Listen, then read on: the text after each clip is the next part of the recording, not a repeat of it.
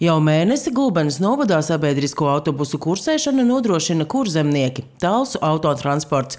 Līdz ar to arī novadu skārušas izmaiņas vairākos autobusu reisos. Ir arī likvidēta reise, kas tagad, piemēram, liedz cilvēkiem nokļūt uz darbu. Daugstu pagasta bibliotekāre Ingrīda Rubene ceļu uz darbu ik rīt mēro no staķiem, bet tagad tas ir problemātiski. No rīta mēs vairs netiekam uz Daugstēm uz darbu.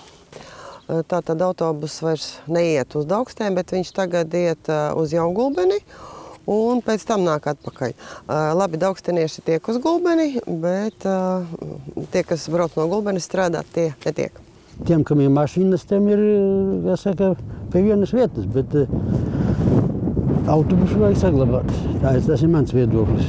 Problēmas, lai tagad laicīgi no rīta nokļūtu uz darbu, ir arī sociālās aprūpes nama dzērves darbiniekiem. Darbinieces ļoti pārdzīvo, kā viņam tikt uz darbu un no darba, jo autobus, kas visu, kuru apkalpoja Gulbenes autokombināts, visu laiku kursēja. Un tagad pārņemot jaunām īpašniekam šo maršrutu, tur autobus neiet. Darba saistībās uzsākot šis procents cilvēku, kas strādā, viņi slēdza līgumu uz tā pamata, ka viņi nokļūs šī iestādē, satiksmes autobusu un pēc darba tiks mājās. Pārmaiņas jau skārušas arī citus autobusu reisus. Katrā pagastā ir, kur līdz šī ierastā kārtība, kāda bija, ko cilvēki bija pieņēmuši un rēķinājās, tagad viņa tiek izjaukta.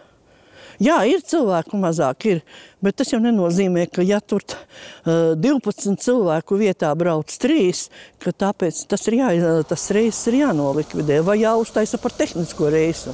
Šīs pieminētais tehniskais reiss ir rīta pusē arī Daugstēs, proti autobuss no Gulbenes gan dodas reisā, bet cilvēks pa ceļam neuzņem, jo uz vienu pusi brauc tā teikt pa tukšo, bet atpakaļ braucot pasažierus uzņem. Tāpēc, ka brauc tur 1-2 cilvēki, tas autotransporta direkcija nav izdevīgi apmaksāt. Tas ir pats nesaprotamākais mūsu skatījumā. Ir nesaprotam, ka cilvēks stāv pieturā, viņam pabrauc garām, nepaņem, tāpēc, kad ir tehniskais reiss, vai varam uzlikt norīkojumā, vai beigās uzliekam vietu, nav. Tā sajūta jau no tā nemainās. Gulbenieši nesaskat ieguvumu arī tajā ziņā, ka pārvadātāja konkurss solīja komfortablākus un ērtākus autobusus. Es neredzu nekādas atšķirības. Nav nekādas atšķirības. Vienīgi tie autobusi jaunāki var būt. Un vietējie šoferi arī paliek bez darba. Neredzu nekādu uzlabojumu. Gulbenes novadā arī neizprot, kāpēc jaunais pārvadātājs bija jāizraugās no cita reģiona. Ja mums ir pašiem savs Gulbenes autobus, es saprotu, ka arī pašvaldībai tur ir kaut kādas akciju daļas. Tātad, šī iestādē vairs nepelnīs.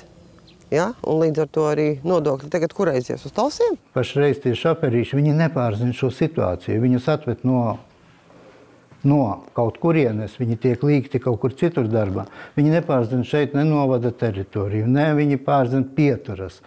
Viss ir apgrūtinoši. Varbūt ar laiku tas viss ieiesies, viss sakārtosies, bet pašreiz problēmas ir diezgan lielas. Bet runājot par izmaiņām reisos, tad Gulbenes novada pašvaldībā vērtē, ka šajā ziņā viena no problēmām ir tā, ka pārvadātājiem konkurss rīkots pamatojoties uz 5-6 gadu veciem datiem. Daudz kas ir mainījies no tā brīža, kad 18. gadā vai 19. sāka plānot, un gan cilvēku plūsma, gan uzņēmumi, kur ir attīstījušies, darba spēka plūsma ir mainījusies. Un mēs esam nonākuši pie tā, ka nevar noreaģēt un nevar daudzos gadījumos aizvest cilvēkus, kuri brauc regulāri uz darbu. Un ir neizpratne, kad mēs sakam, ka nevajadzētu šīs pārmaiņas just, bet īstenībā iedzīvotāji ir tie, kas viņas visvairāk izjūt. Tā, piemēram, ir arī ar satiksmi uz līzumu, kas šobrīd veidojas kā novadu uzņēmējdarbības centrs un uz darbu brauc daudz cilvēku.